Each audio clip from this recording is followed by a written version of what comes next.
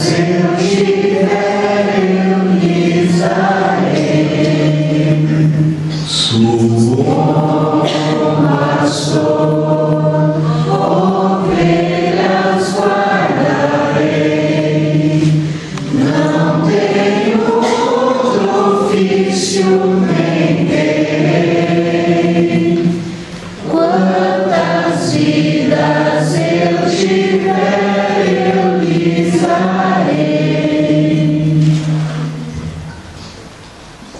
Seja com cada um de vocês. Ele está no meio de nós.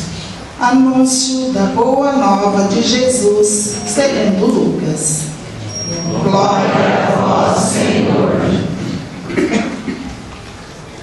Está sobre mim, porque Ele me consagrou com a unção, para anunciar a boa notícia aos pobres. Enviou-me para proclamar a libertação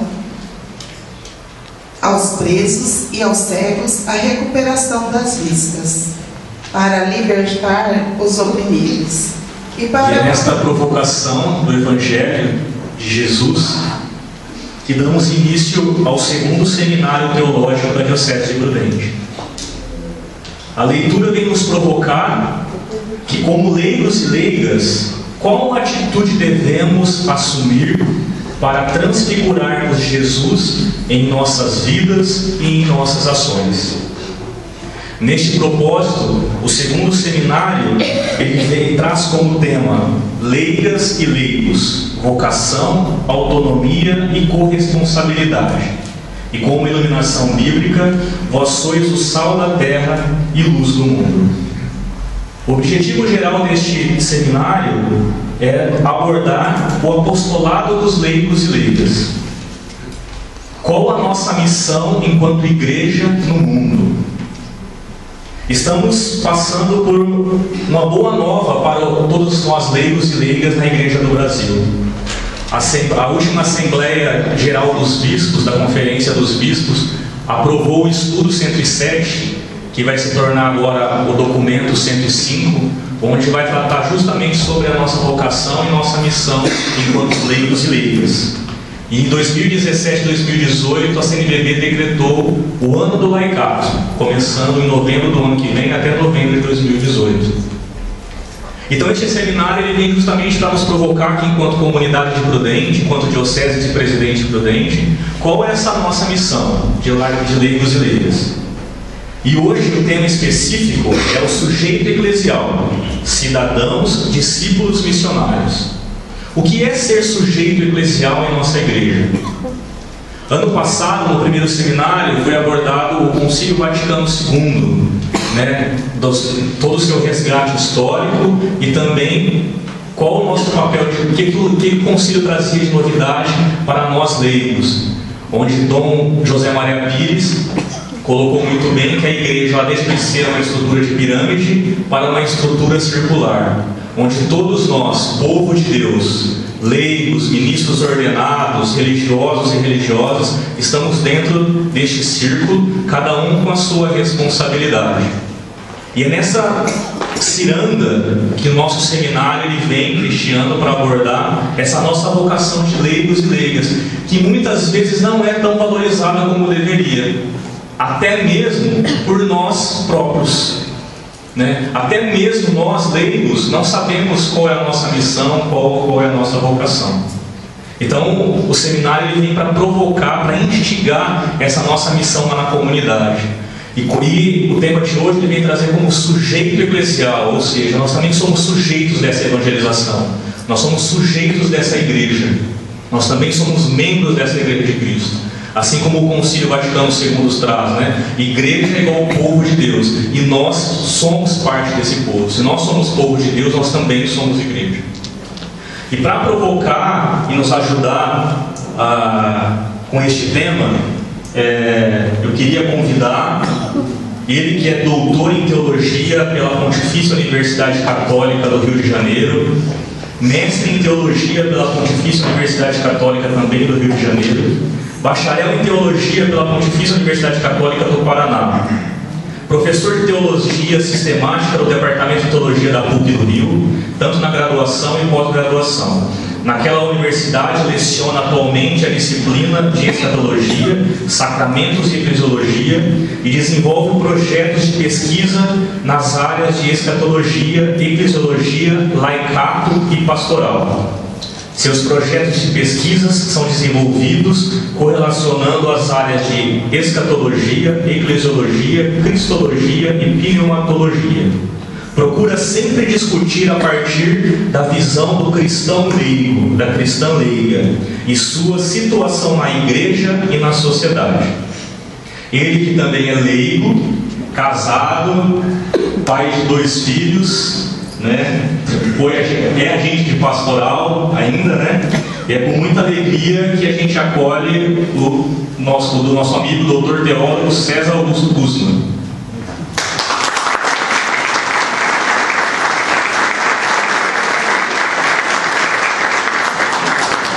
Além de vários artigos publicados, ele também é autor de 4 livros. Os livros também voltados para o Laicato, que ele vai partilhar um pouco conosco. Recomendo a leitura, são muito bons, até mesmo para o nosso ministério de leigos e leigas. Vale muito bem a leitura para aprofundar ainda mais com a nossa missão dentro e fora da igreja.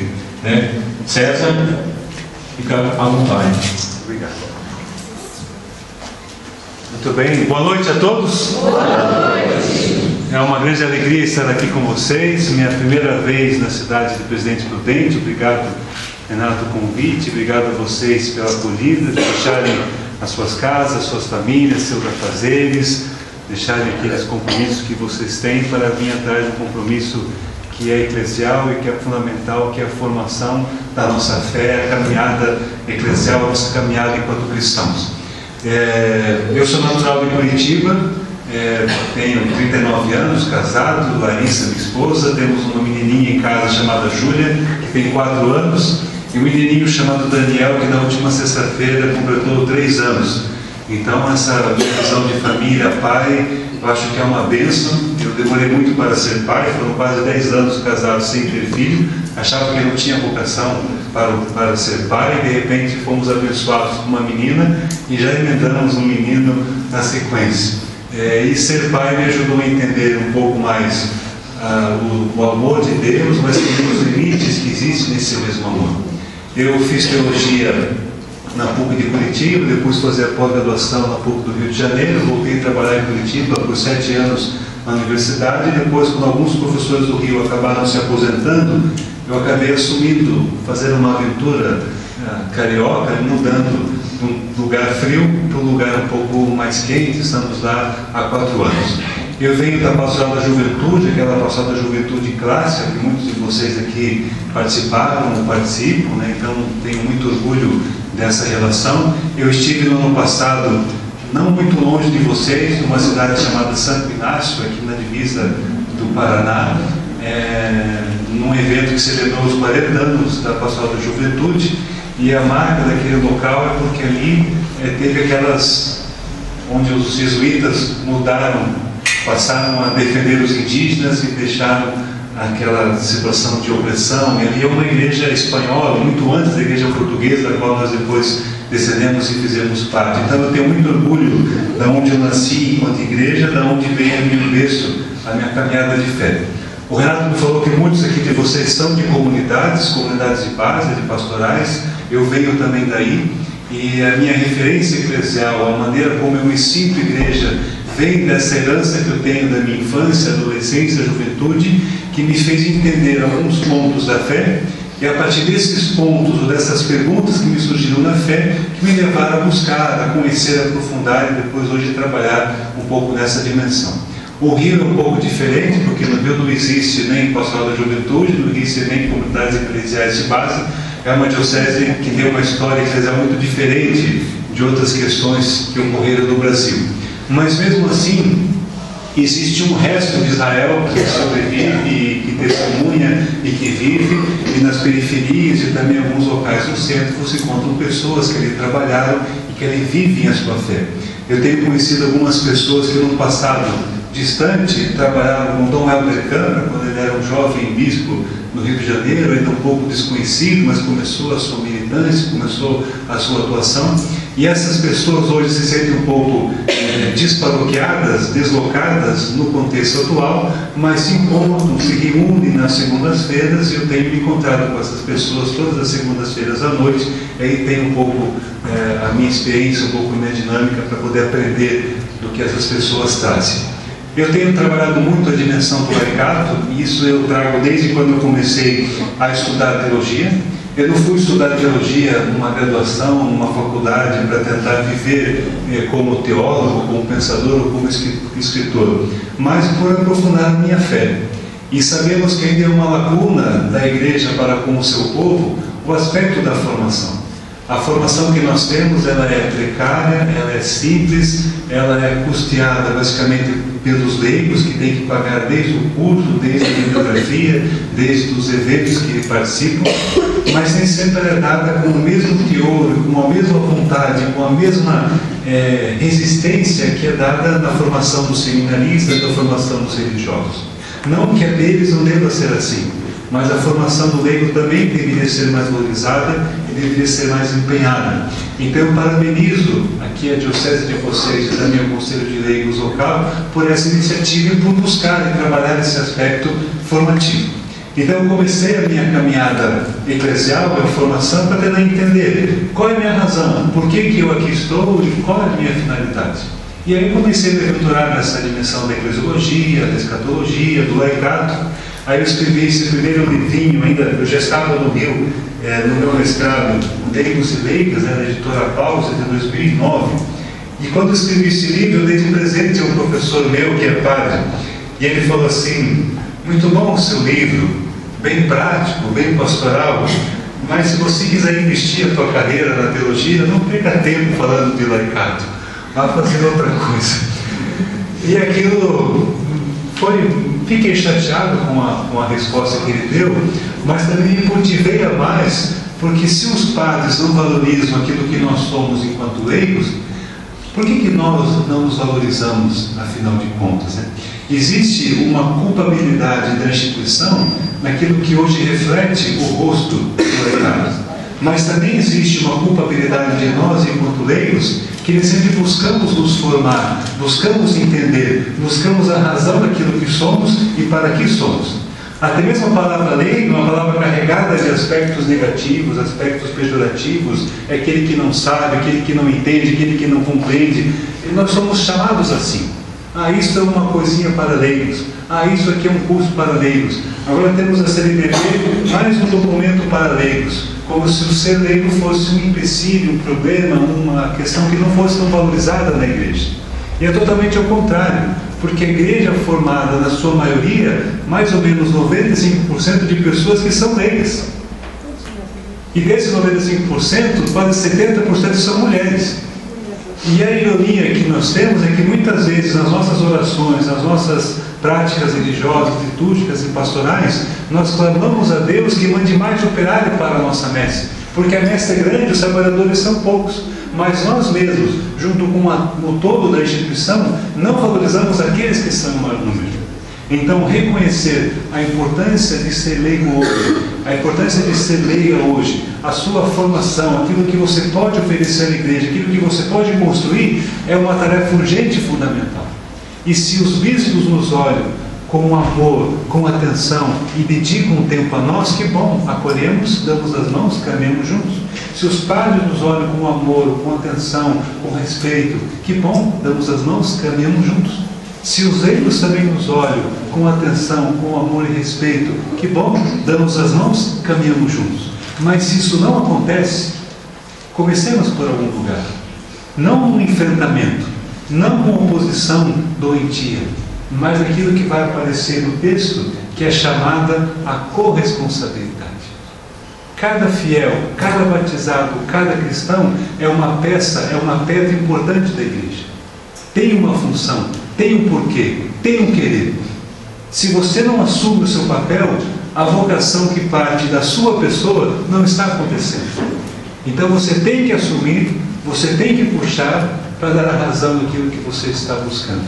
E aquilo que você faz não é uma coisa isolada do que os outros fazem, mas se soma com aquilo que as outras vocações de outras pessoas leigas, de pessoas que são ordenadas ou consagradas, também fazem. A igreja tem uma única missão, e essa missão é responsabilidade de todos. Então, já que estamos aqui num grupo onde temos aqui alguns padres religiosos, mas a maioria leigos, e o tema desse seminário é leigos e leigas, ou melhor, leigas e leigos, vocação, autonomia e corresponsabilidade, o que eu gostaria nessas 2 noites é dar uma contribuição, uma voz minha, mas uma voz pastoral que possa ser provocativa e que possa fazer a gente refletir, pensar, conversar naquilo que nós estamos fazendo. Eu vou resgatar alguns dados que são do Vaticano II, até para que você possa entender o contexto que nós estamos hoje na dimensão da igreja, e vou entrar depois naquilo que é específico do novo documento da CNBB, que era o documento 107 de estudos, que é este documento verdinho aqui, e agora vai passar a ser um documento de cor azul, que significa que é um documento que foi aprovado pelos bispos, é oficial da igreja, e pelo que o Renato me falou, o número vai ser 105, né? Então ainda não está disponível para que a gente possa comprar, mas já nós temos acesso ao seu conteúdo, às suas partes, às suas intenções também. Eu não trabalhei na redação desse documento, mas eu faço parte de um grupo de assessores da CNBB que trabalha e trabalhou e discutiu as questões que são aqui colocadas. E digo a vocês que foi um documento muito difícil de fazer, porque havia muitas vozes contrárias aos documentos. Ao documento em si, muitas pessoas que não queriam que tivesse mais um documento sobre o laicado e não queriam que a questão do leigo como sujeito aparecesse, porque diziam que o sujeito é uma categoria muito mais sociológica do que eclesiológica, e ser cristão é um estado de graça. Eu concordo e entendo que ser cristão é um estado de graça, mas o cristão não é um ser isolado do mundo. O cristão é um ser que está presente no mundo, que interage no mundo, que vive no mundo. E no mundo ele é chamado a ser sujeito. Não um sujeito diferente, mas como as outras pessoas são sujeitas. Assim como Jesus foi sujeito no seu tempo. Essa é um pouco a chamada, essa é um pouco a atenção. Nós vamos seguindo. Eu preparei então uma apresentação para hoje e outra para amanhã. Caso não dê tempo de terminar essa, o Renato me puxa, a gente continua amanhã sem problema, porque eu quero que vocês também possam perguntar e também possam atender. E deixo aqui os meus contatos, e-mail, se alguém quiser tirar alguma dúvida, conversar, eu estou aqui à disposição, estou aqui para tentar colaborar com vocês. Não quero ter uma voz única, então vocês não precisam concordar com tudo aquilo que eu vou falar, mas uma voz que tenta somar e que pensa uma caminhada em conjunto, em comunhão com todos vocês. Nós temos 2 momentos, né? Então o tema que nos está separado para hoje é esse. O sujeito eclesial, cidadãos, discípulos, missionários. E o tema de amanhã, eu creio que vamos trabalhar ação transformadora na igreja do mundo. Por coincidência, eu acho que bem proposital, são 2 capítulos do novo documento que vão ser trabalhados entre vocês. Algumas questões, alguns apontamentos nessa parte primeira, né, de sujeito eclesial, cidadãos, discípulos e missionários. Eu acho que o tema, por si só, é o tema mais importante. Nós temos visto, por muitas vezes, o Papa Francisco falar sobre a questão do leigo.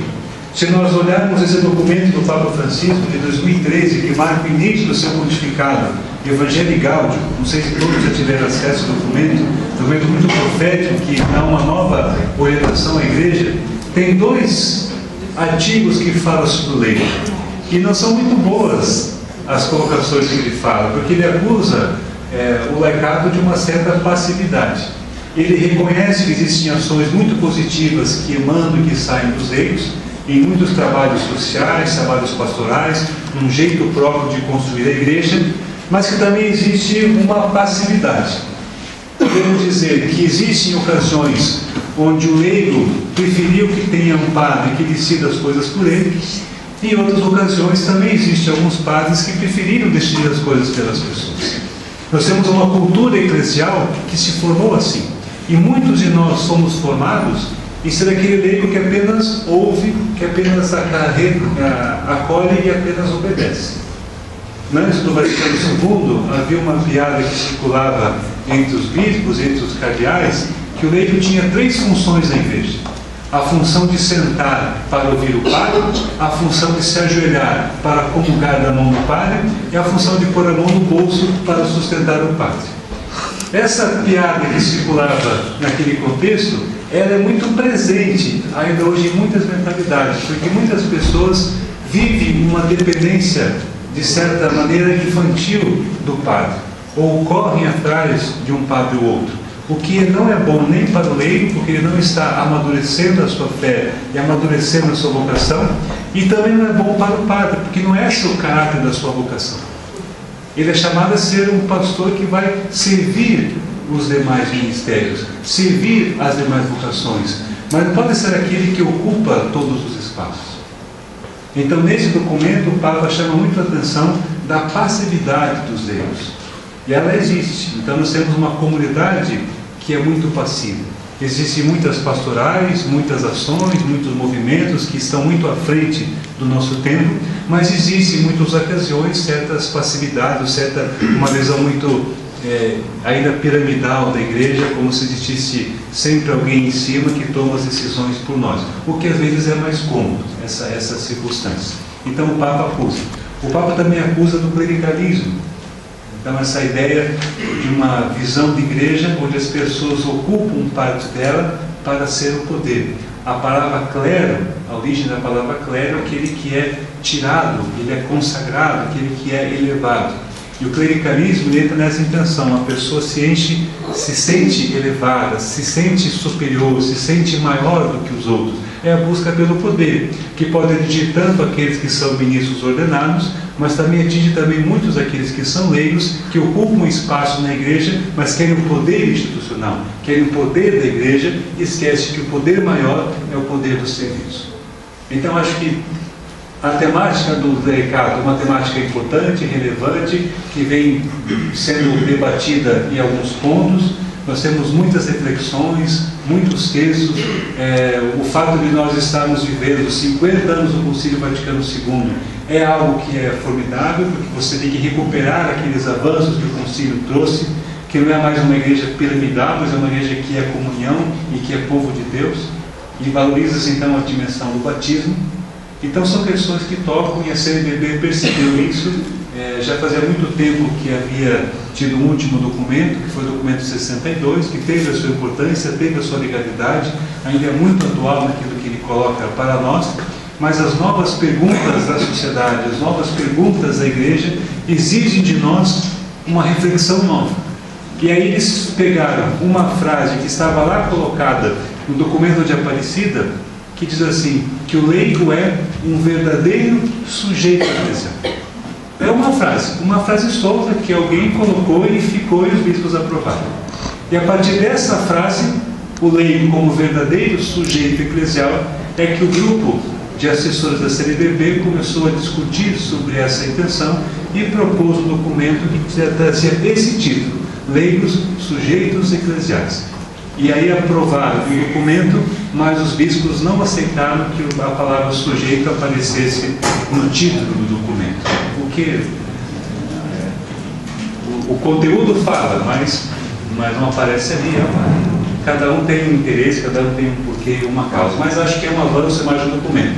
É claro que o documento tem limites, né, da maneira como ele foi colocado, mas agora cabe a nós também, enquanto cristãos, enquanto leigos, recepcionar o documento e aplicá-lo criativamente nas nossas comunidades pastorais e ações sociais que nós desenvolvemos. Eu acho que nós temos muitas questões que vão avançando, das novas questões sociais que existem na nossa sociedade, que reclamam daqueles que são leigos de uma voz mais coerente, uma voz mais profética. Podemos falar da questão política, que é algo que está tangente a nós, urgente a nós. Qual é o papel do leigo diante da política? Como que nós nos reflotamos em relação a isso? Como que nós vivemos a nossa vocação? Mas também o leigo diante da educação, diante do mundo familiar, diante das questões que nos cercam, que vão tocando algumas perspectivas. O documento ele é um ponto de chegada naquilo que se construiu, mas também é um ponto de partida daquilo que também pode ser construído. Não é porque nós temos mais um documento, é que agora nós estacionamos e basta. Não. Eu acho que é um ponto muito mais de partida do que um ponto de chegada. Na verdade, a ideia dos documentos eclesiais é sempre trazer essa relação. Ela é a chegada de um momento, ou seja, até agora caminhamos até aqui, mas nunca se fecha a discussão. Devemos caminhar mais. O Vaticano II foi uma resposta daquele momento, mas depois convida a Igreja a uma caminhada a mais. Este documento novo do Papa Francisco, não sei quem de vocês já teve acesso, Amoris Laetitia, né, sobre o amor na família, ele é um documento muito mais de partida do que um documento de chegada. Se você vai ler esse documento buscando respostas prontas e imediatas, como se tudo já estivesse resolvido, você vai se frustrar. Porque o Papa diz aqui no documento que não é dever da Igreja dizer todas as coisas. Não é dever do Papa e do Magistério orientar todas as coisas. Cabe à pessoa e à comunidade buscar soluções criativas para as causas que se apresentam. Para aquelas pessoas que estavam acostumadas a ter uma igreja onde haviam perguntas e respostas, não funciona mais. E qual é a vantagem disso para nós leigos? Eles estão nos dando a oportunidade de recepcionar e fazer valer o nosso batismo. O que nós dizemos da nossa fé? O que nós dizemos da nossa igreja? O que nós buscamos? O que nós buscamos aprender e também caminhar nessa intenção? Então, tudo aquilo que nós temos, ele é algo que nos coloca para frente, é um ponto muito mais de partida daquilo que se colocaria. Eu coloco aqui 4 perguntas provocativas que vocês podem ficar pensando, e talvez aí à tarde consiga ver bem, mas eu passo para que vocês possam perceber. Para onde caminham os nossos leigos? Vocês aqui, enquanto leigos da Diocese de Presidente Prudente, vocês que são leigos de comunidades de bairro, vocês que são leigos de pastorais de juventude, vocês que são leigos de pastorais de família, de movimentos sociais, para onde caminha o nosso laicato? Qual é o horizonte que estamos construindo? E aí eu coloco uma outra pergunta: e por onde caminham os nossos leigos? Para onde devemos ir? Mas por onde estamos caminhando? Reclamamos da autonomia, mas estamos trabalhando com autonomia? Estamos buscando a nossa autonomia? Reclamamos da nossa legitimidade, mas nós assumimos a nossa vocação, aquilo que é legítimo? Reclamamos a falta de espaço, mas assumimos os espaços que não são colocados? Por onde caminham os nossos leigos? Para onde caminha toda a igreja? Qual é o destino que ela está buscando? Para que serve a igreja? Ela tem um fim em Deus? Ou a maneira como ela é conduzida tem muitas vezes um fim em si mesma? Será que os problemas administrativos, os problemas jurídicos, burocráticos, os problemas financeiros, econômicos, são mais importantes do que a dimensão escatológica da fé, do que a dimensão da fé em si mesmo? Para onde caminha toda a igreja? Veja muitas das discussões, muitos dos problemas que nos chegam. Parece que as dores do povo nem sempre ecoam nas nossas comunidades. Parece que o grito do povo nem sempre se faz presente nas nossas liturgias. Parece que os problemas que são colocados nem sempre ressoam na voz dos nossos bispos. Nem sempre nós, como leigos, assumimos o nosso papel. Então, para que serve a igreja? Para ser mais uma instituição? Para buscar um poder em relação ao Estado? Para poder ter uma educação católica? Uma pastoral católica? Usamos o carisma para sustentar os nossos negócios? É essa a função? Para que serve a igreja? Um dia eu comecei a rascunhar um artigo, depois eu achei que poderia ter problema, eu parei. Mas o título era assim. O título era assim: talvez Deus não exista e as religiões sejam apenas um grande negócio. Está verando que hoje eu caí fora para pagar R$5 uma hora de estacionamento. Na Matriz. É claro que eu não questiono a existência de Deus. Longe de mim isso. Mas às vezes, algumas posturas eclesiais que nós temos, elas não levam em conta a existência de Deus. Não levam em conta o Deus de Jesus Cristo. Não levam em conta a boa nova do Evangelho. Estamos mais preocupados com as estruturas que nos cercam do que o Evangelho que deve ser anunciado. E duas palavras são fundamentais para que a igreja seja igreja. É a palavra anúncio e a palavra evento. O evento que eu falo é o evento da ressurreição. E o anúncio é o anúncio da ressurreição. A igreja só é igreja quando anuncia o ressuscitado. E ela só pode anunciar o ressuscitado se ela tiver a experiência viva, real, concreta desse evento. Se nós perdermos essas duas palavras-chave, não há diferença entre aquilo que nós chamamos de igreja do que qualquer outra associação que possa existir. É claro que nós temos todo um papel de transformação na sociedade, mas a transformação na sociedade, a qual nós somos sujeitos, no mundo e na igreja, está pautada pela identidade que nós recebemos do ressuscitado. Porque nele nós somos novas pessoas, novas criaturas. Então, para onde caminha a igreja e por onde caminha agora a nossa igreja cristã? E aí, de onde que poderíamos partir, já que estamos num ponto de partida? Eu colocaria primeiramente de nós mesmos. Partiremos daquilo que nós estamos buscando, daquilo que estamos esperando, seja isso na fé, na vida ou também no trabalho. O que nós buscamos? O que nós estamos esperando? Também, o que nos inquieta na atualidade? E o que nos faz persistir com nossas buscas e também convicções? Na fé, na vida, no trabalho. Se somos sujeitos, eu sou sujeito no trabalho, eu sou sujeito na minha vida. Sou eu que decido, sou eu que tomo as minhas opiniões. Sou eu que decido pela minha fé. Como que eu vivo isso? O que me inquieta? O que me incomoda? O que me questiona a fé? Se a nossa fé não é questionada, há que questionar se nós estamos vivendo essa fé. Todo aquele que tem fé é assombrado também pelo mesmo fantasma daquele que não tem fé. E esse fantasma chama-se talvez. Na certeza da fé, vivem as incertezas da fé. E o mundo que está à nossa volta questiona aquilo que nós dizemos ser Deus, aquilo que nós dizemos ser a igreja, aquilo que dizemos ser o reino, porque é aquilo que nós anunciamos. Então, se o anúncio que vem da nossa experiência não é tão profundo, não é tão enraizado, não vem de uma experiência fundante no Cristo, o que eu estou esperando? Por que nós nos organizamos? Por que levantamos bandeiras? Por que fazemos documentos e manifestos? Por que formamos pastorais e associações? É claro que é um ímpeto humano, mas o ímpeto humano é recheado por uma experiência de fé que transborda e transcende. Então, o que nos inquieta, o que nos incomoda, o que nós buscamos, o que esperamos na vida, na fé, no trabalho?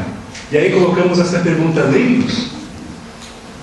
É claro que sim, leigos. E por que não os leigos? Uma proposta de um protagonismo, de um apostolado, como fala também o Vaticano II, num decreto específico chamado Apostolica Tusitata, apostolado dos leigos. O leigo tem um apostolado próprio.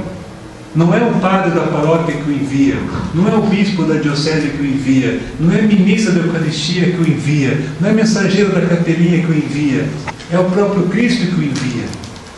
E essa experiência do envio que vem do Cristo é uma renovação que se faz do batismo a cada momento, a cada tempo, a cada detalhe da sua existência.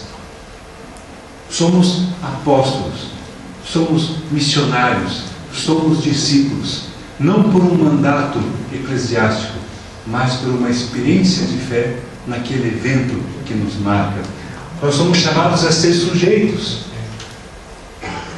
que é a proposta do documento. O sujeito é aquele que está integrado, aquele que se relaciona, aquele que sabe o porquê, que busca entender, que articula.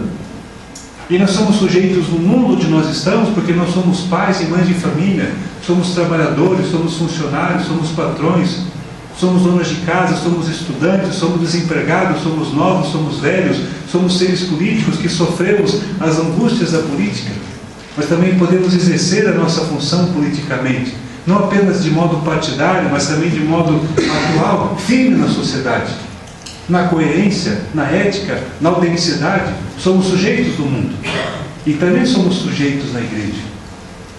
Nós não frequentamos nós somos igreja. Nós não estamos nós somos igreja. E o ser igreja é algo constitutivo do ser cristão. E o batismo nos dá essa possibilidade. Aí nós somos sujeitos. Sujeitos do mundo e sujeitos na igreja.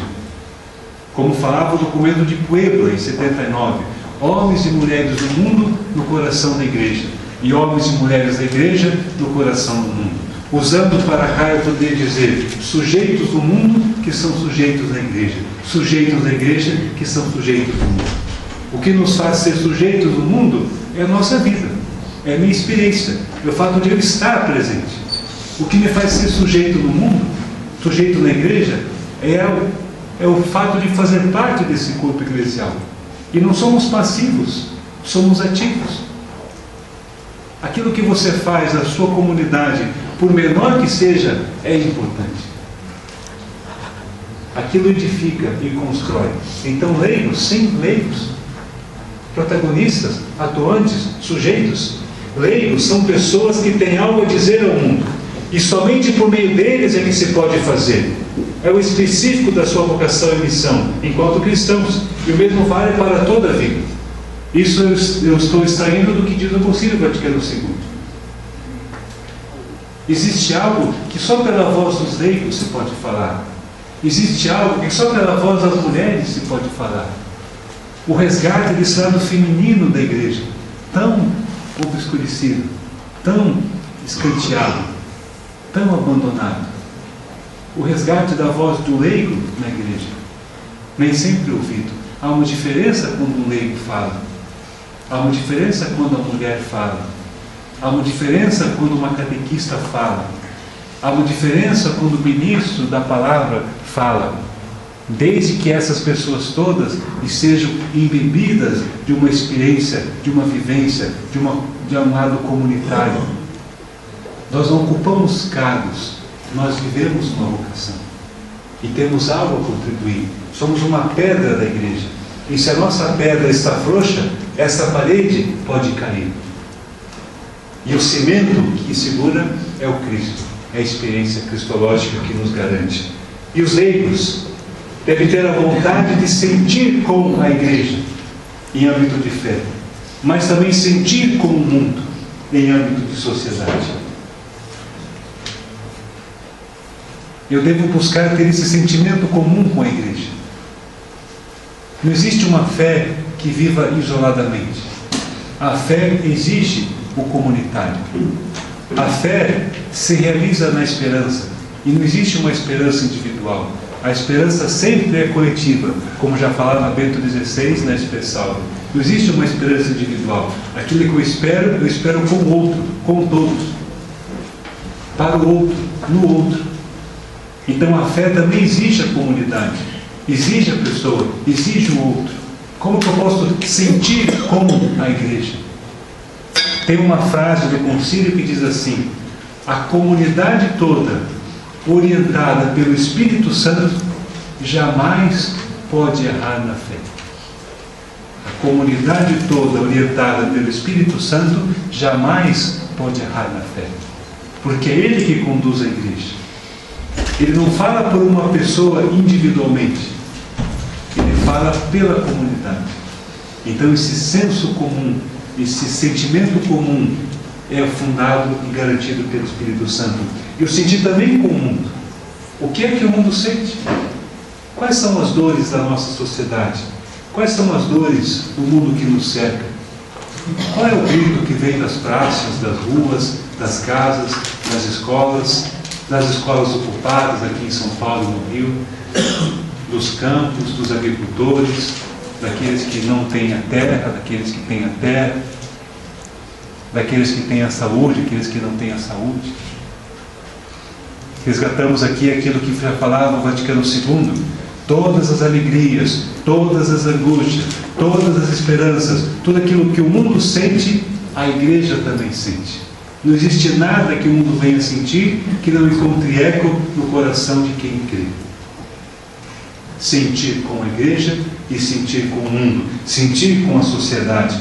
Essa sociedade que é totalmente plural, totalmente diversa. Nós não somos iguais. Olha a sua volta. Nós somos diferentes. Gostamos de coisas diferentes, torcemos para times diferentes, temos formações e famílias que são diferentes, temos opiniões políticas diferentes, temos visões de igreja também diferentes. Estamos num mundo cada vez mais complexo, cada vez mais plural e cada vez mais difícil de conviver. As pessoas não sabem mais conviver. Existe uma individualidade crescente. Cada um pensa apenas em si e ninguém mais pensa no outro. Uma marca do mundo moderno e do mundo pós-moderno é o individualismo.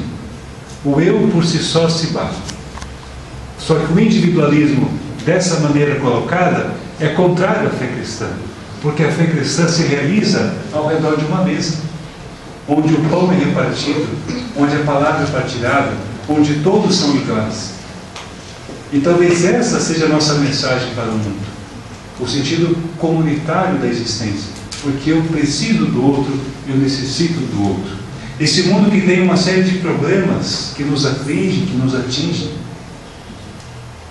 Aqui eu tenho esse menino africano, mas não difere muito dos nossos hospitais, não difere muito das nossas casas de saúde, dos nossos leitos, das nossas periferias, dos nossos grandes centros e dos nossos pequenos centros. Que resposta nós damos a essas pessoas, a essas famílias, a essas mulheres vítimas da violência? Nunca foi tão grande a violência contra a mulher, mesmo hoje tendo tanta lei que deveria protegê-la. A minha esposa trabalha com isso, nessa ótica, então me conta histórias que eu fico totalmente assustado. Como isso acontece? Mas é a maneira como o homem, se acha dominador. Ele diminui a mulher e a oprime. Isso acontece nas nossas comunidades, isso acontece na nossa sociedade, isso acontece nas nossas famílias ricas e famílias pobres. Ninguém está isento disso. É um pecado estrutural, é um pecado social. Qual é o nosso papel? O que é que nós falamos a essas mulheres quando elas chegam na nossa comunidade? O que nós falamos para essas mulheres quando elas buscam refúgio dentro da nossa comunidade? São questões que nos cercam e que nos fazem pensar o nosso papel do sujeito, que não sabe como cuidar daquelas pessoas que nos deram a vida, que nos deram tudo, e hoje, como fala o Papa Francisco, são sobrantes, porque não produzem mais. São os nossos idosos. Esse mundo capitalista, consumista, onde tudo gira em torno de um mercado, onde tudo gira em torno do dinheiro, onde o lucro, da maneira que for colocado, vale mais do que qualquer pessoa. Isso é contrário a toda existência de fé, e é contrário àquilo que a nossa fé cristã propaga, que a pessoa é medida de todas as coisas. Uma pessoa humana vale mais do que qualquer coisa. Uma vida humana vale mais do que esse prédio inteiro. Mas o mercado hoje tem uma outra conotação, porque as pessoas são medidas pela sua lucratividade, pela sua produtividade. São números e não pessoas. E somos etiquetados, somos marcados. Esse mundo consumista, que segundo o Papa Francisco, devemos dizer não, porque é um mundo de morte.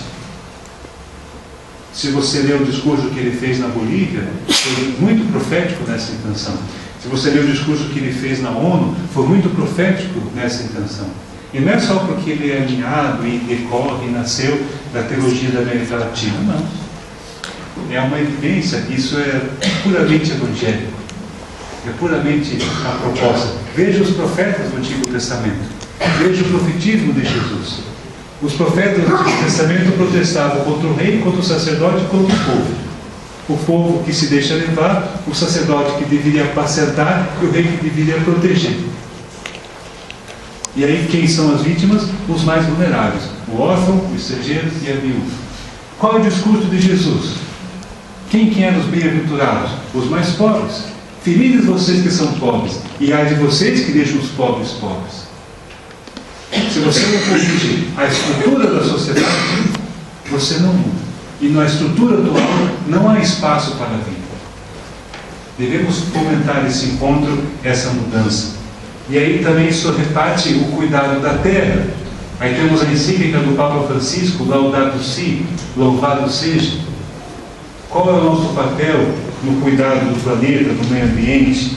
E aí essa imagem que a mim me choca muito, e na ocasião até eu cheguei a escrever um texto desse menino Aylan Kurt, porque o meu filho dorme dessa maneira, e ele até é parecido. E aquilo me chocou, e a impressão que eu tive foi a impressão de desumanidade. A nossa sociedade atual, brasileira, mas também a sociedade global, ela está caminhando para uma desumanização. E o sentido maior da fé cristã é o contrário. Nós cremos um Deus que se tornou humano. Um Deus que nos deu a salvação sendo humano. Um Deus que amou como humano. E nós deveríamos nos humanizar sendo cristãos. E nós caminhamos no sentido oposto. Muitos morreram antes que ele. Muitos morreram depois que ele. Na mesma praia, nas mesmas águas. Mas muitos morrem ao redor de suas casas. Muitos morrem ao redor da minha casa. Até quando terão que morrer? Qual é o nosso papel? Ser sujeito implica isso. A igreja não quer que você seja um sujeito eclesial para que você entenda mais as questões da fé, para que você entenda mais os compromissos eclesiais, para que você saiba todas as orações, todo o ano litúrgico. Que bom se você souber isso. Mas para que você possa transformar o mundo na ótica da fé que você crê.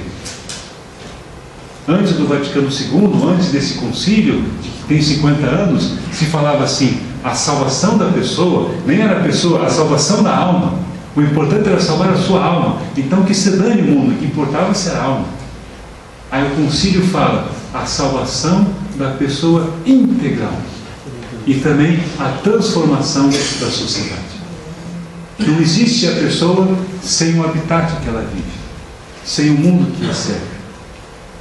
Então, essa estrutura toda deve ser modificada. Aí você entende o porquê que nós, enquanto igreja, assumimos compromissos políticos, compromissos sociais, compromissos humanos, não para levantar bandeiras ideológicas, mas porque temos uma fé que serve, uma fé que busca servir. Temos um Jesus que amarrou o manto na cintura e lavou os pés. E disse: quem quer ser o maior, seja aquele menor, aquele que serve. Um Jesus que senta-se à mesa e reparte o pão. E na mesa de Jesus, diferente de muitas mesas nossas, ninguém está excluído. Todos têm parte e todos recebem do mesmo pão. Então essas questões nos tocam, e às vezes as imagens, elas nos ajudam a perceber algo mais à frente. Como esse quadro de Portinari, que já foi usado pela CNBB em campanha da fraternidade. Essa família retirante, muito comum aqui no Sudeste, que quase como um ofertório, nos oferece o seu filho morto. E pergunta por quê. Sabemos dizer o porquê? Como que eu vou falar de amor para um pai que o amor era o filho que ele te entrega morto? Como que eu falo de um Deus que é amor diante de uma sociedade injusta, corrompida pelo ódio, porque não sabe conviver, porque não sabe respeitar, porque tem uma ganância de poder? Se o amor não é transformador, se o amor não é tocado e sentido nas pequenas coisas, esse amor não é verdadeiro, é falso. Não existe um amor ideológico. O amor deve ser amado, o amor deve ser sentido. O amor requer um encontro, um contato com o outro. E se o nosso Deus é um Deus que é amor, é um Deus que ama, é um Deus que sofre isso. E se nós somos seguidores do mesmo Deus, devemos ser tocados por isso. Deve nos interpelar, deve nos questionar a nós como igreja, a nós como leigos, a nós como bispos, como padres, como religiosos, o que nós fazemos com a nossa fé? O que nós fazemos com o batismo que nós temos? Como ser sujeito? Como construir cidadania? Como ser cidadãos de fato? Aquele que sabe reconhecer o outro, sabe edificar o outro e busca fazer o bem para o outro. Uma deficiência da nossa sociedade é que ela não é cidadã. Nós chamamos de cidadãos, mas ela não produz cidadãos. Ela produz pessoas que usam, vivem, transitam e consomem, mas não são cidadãs. É um desafio.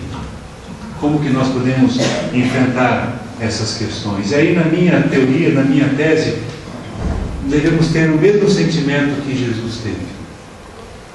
E aí eu trago essa palavra grega, kenosis, que aparece na carta de Filipenses, no capítulo 2, versículos 6 ao 11, e é colocado em Jesus, no verbo. Como que Deus vem a nós? Deus se faz humano, mas como que Deus vem na humanidade? Não vem a nós como Deus. Ele se despoja, ele se humilha, ele abre mão da sua divindade e assume por amor a nossa humanidade. Sente aquilo que nós sentimos, passa por aquilo que nós passamos, vive as nossas escrituras, se faz solidário conosco, faz comunhão conosco e nos convida à comunhão com Ele. E eu volto aqui àquelas perguntas que eu coloquei lá atrás. Para onde caminha o nosso mercado? Para onde caminha a nossa igreja?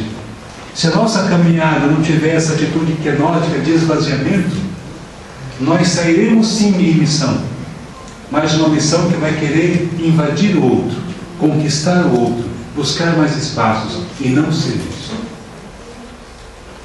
A igreja em saída, que o Papa Francisco fala, é uma igreja que sai em missão para servir e não para conquistar, não para dominar.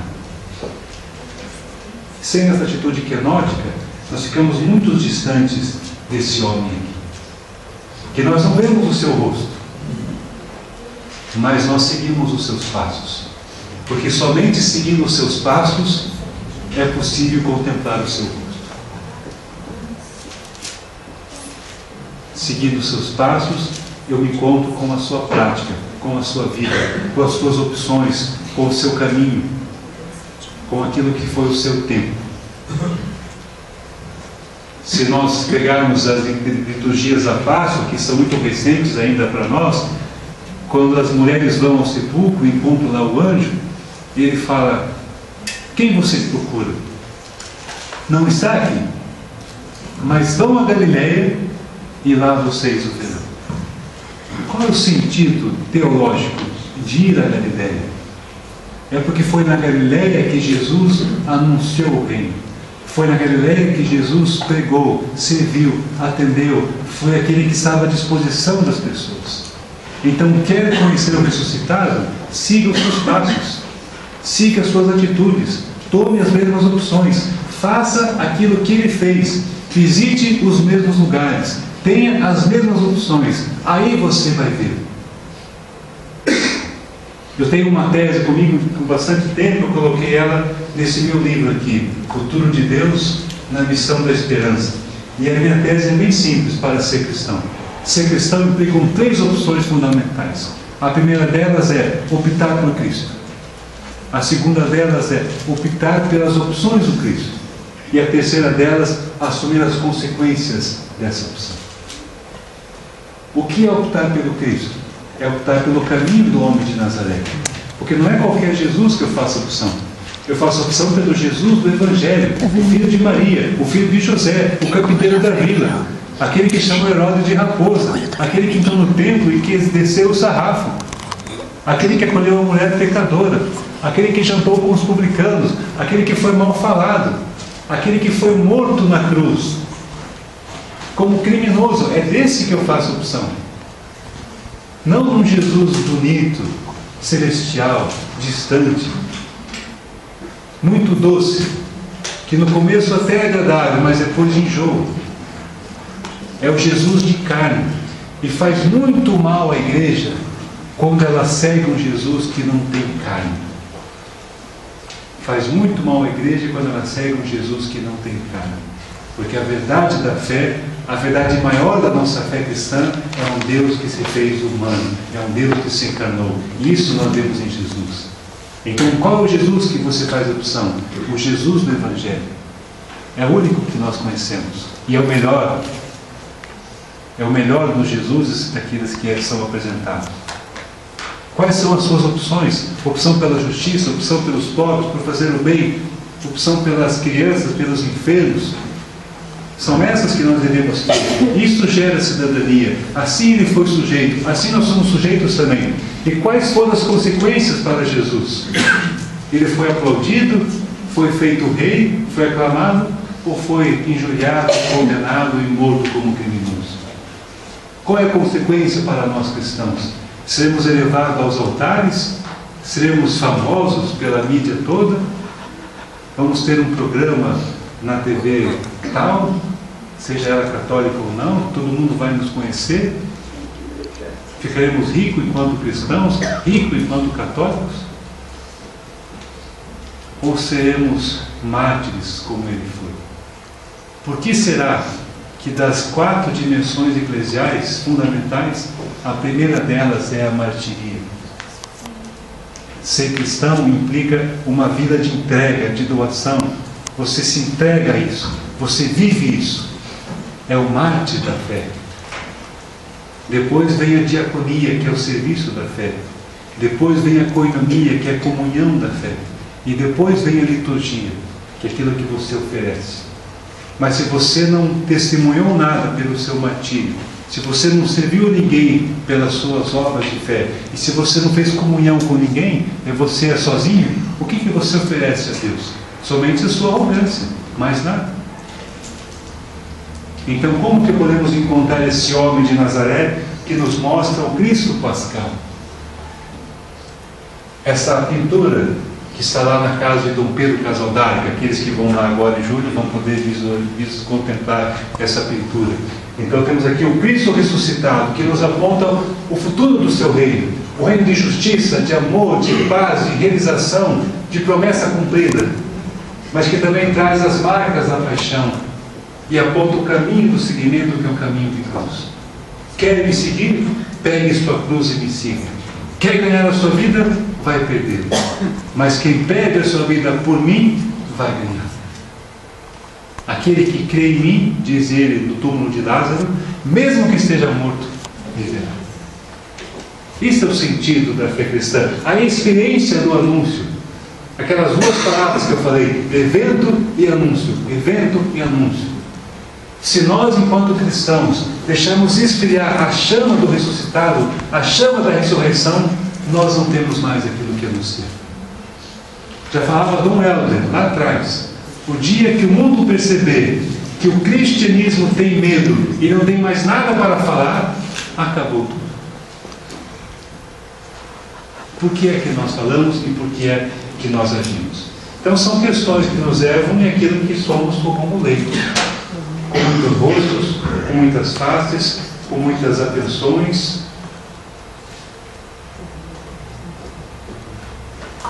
Mesmo que algumas vezes circunstâncias não nos permitam ver o nosso próprio rosto. Mas ainda assim nós continuamos, ainda assim nós persistimos. Então essas imagens ajudam a descrever, e ele coloca essa pergunta provocativa. Leigos, mas da parte de quê? Ah, você é leigo. Ah, você é uma leiga. Sim, sou leigo. Um cristão leigo. São questões que deveríamos valorizar. Alguns colegas meus defendem que não se use mais a expressão leigo. Concordo com a opinião deles, né? Acho que tem argumento, tem razão. Eu até aceitaria se nós tivéssemos uma caminhada de fé madura. E aí até aquilo que propõe o documento 62, que fala sobre o laicato, não mais ser uma igreja de leigos e de padres, mas uma comunidade com muitos ministérios, e cada ministério tem a sua função. Mas no momento, leigo é aquilo que nos identifica. Não adianta não chamar mais de leigo, mas também ter um olhar depreciativo para com o leigo. Então devemos ressignificar o conteúdo, dar uma nova intenção, uma nova interpretação. E valorizar, sim, aqueles que são os nossos leigos. Aqui eu vou passar rapidamente, porque vocês já trabalharam no semestre, no ano passado. Esses leigos, né, eu gosto de dizer que não é qualquer leigo. E se eu uso a dimensão do sujeito, o leigo é aquele que tem a consciência da sua vocação, que sabe para que veio, sabe para onde vai. Talvez não seja maduro, porque ninguém é maduro o suficiente na fé. Nós estamos numa caminhada de maturidade, numa caminhada de busca de construção. Vamos seguindo essa linha. Mas não é qualquer leigo, aquele que vai buscando uma caminhada sólida. Aí nós temos uma caminhada que vocês já passaram, já correram. Houve a ação católica, que trabalhou muito a dimensão do laicato e foi um vigor muito forte antes do Vaticano II, pela juventude universitária, pela juventude agrária, pelos movimentos de operários. São questões que marcaram muito a dimensão do laicato, o movimento ecumênico, o movimento litúrgico. São questões que se expressaram e que levam o Vaticano II a uma definição mais clara sobre o laicato. E o Vaticano II, como vocês trabalharam aqui com Dom José Maria Pires, que foi um padre do concílio, foi o concílio mais importante da Igreja moderna, o maior de todos. O único que reuniu bispos do mundo inteiro. Único. E o primeiro deles que teve uma voz positiva para com o laicato. Antes disso, o leigo era aquele que não era o depreciativo, era o peixe pequeno, aquele que não sabia, aquele que deveria obedecer o padre, comungar da mão do padre e sustentar o padre. Havia uma frase do Papa Pio X, que é Santo Pio X, que dizia assim, é uma encíclica chamada Vir Mentis: a igreja é uma sociedade desigual. Veja só, a igreja é uma sociedade desigual. E nela existem duas classes. A primeira, mais importante, são os padres. E a segunda, de menor importância, são os leigos. E estes devem obedecer docilmente os seus pastores. Veja, era uma visão de igreja. Aí nós temos um concílio que fala que a igreja é povo de Deus. E esse povo vive numa comunhão, com toda a diversidade, com todas as diferenças. Diferenças de posturas, diferenças de cidadania, diferenças de visões e intenções e diferença de vocações. Mas a comunhão que vai prevalecer nesse povo é um reflexo da comunhão trinitária, onde é um Pai, onde é um Filho, onde é um Espírito Santo, que tem perspectivas e ações diferentes, mas que se tornam uma unidade no amor. Então essa unidade no amor resplandece e transparece na igreja. Então a igreja não é mais uma pirâmide, onde em cima existe um Papa, os bispos, os padres, e lá embaixo, fora da pirâmide, estão os leigos. Não. Agora a igreja é uma comunhão de amor, onde Cristo está no centro. E ao redor desse Cristo circulam todos os ministérios. Nenhum ministério é mais digno do que o outro, porque todos têm a mesma e a importante dignidade. E é o batismo que nos dá isso. Existem responsabilidades diferentes, mas ninguém é mais digno, ninguém é mais importante. Então Cristo está no centro e nós circulamos ao redor desse Cristo. E o Espírito Santo está sempre fomentando dons, sempre fomentando carismas, que vão fazer surgir na igreja sempre novos ministérios. O Papa acabou de anunciar essa semana o estudo para ordenação de mulheres, diaconisas. Não sei se vocês acompanharam essa notícia. Isso já estava sendo pedido há muito tempo. Então, mulheres diaconisas seria um ministério ordenado diferente do masculino, mas naquilo que é específico da mulher. Não é para ela fazer aquilo que o diácono, o homem faz, não. É uma ação que seja da mulher, aquilo que ela constrói, aquilo que ela faz, mas que tem um caráter de ordenação, ou seja, ela é ordenada a essa função, ela é ordenada a esse fato. Como já havia na igreja antiga com Paulo, onde havia diaconisas, onde havia mulheres também. O que não encerra a discussão de ordenação feminina, mas é um avanço. É claro que já estão contra o Papa Francisco, já levantaram a sua voz com 1000 alto-falantes, mas a igreja se propõe a pensar, porque o Espírito Santo sopra aonde quer, sopra livremente, e se a demanda faz emergir novas perguntas, ele vai fomentando novas vocações e novos ministérios.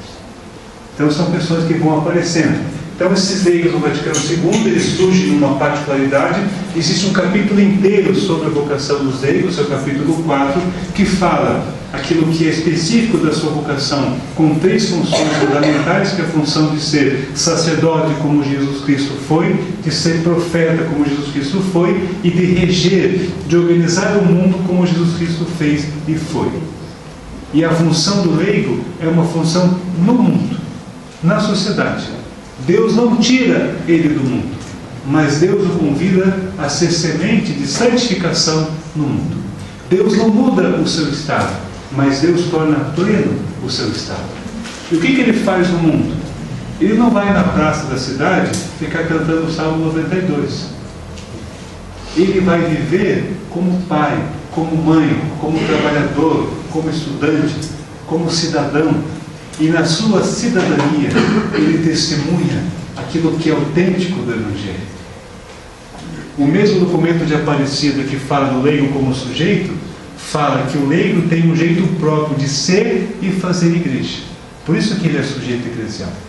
E esse jeito próprio de ser e fazer requer 2 coisas: autenticidade e coerência.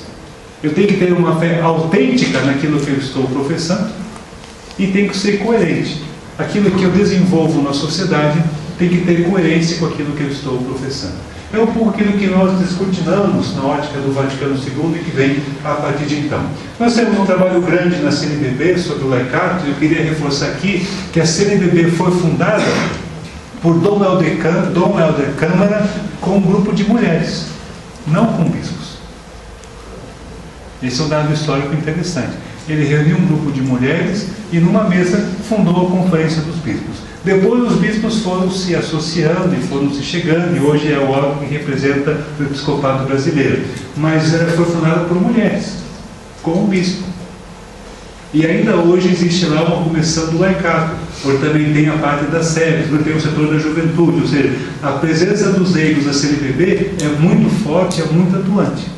Há momentos onde ela é mais presente, momentos que ela é menos presente, depende um pouco do perfil do episcopado que está naquele momento, dos assessores, mas ela é presente. Um outro dado importante para nós é a CRB, já ouviram falar?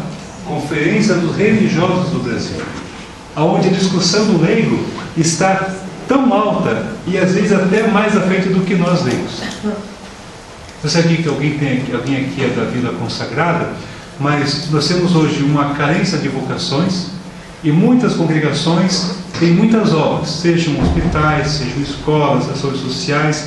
Elas não têm mais irmãs ou irmãos que possam continuar essas obras, mas existe um carisma.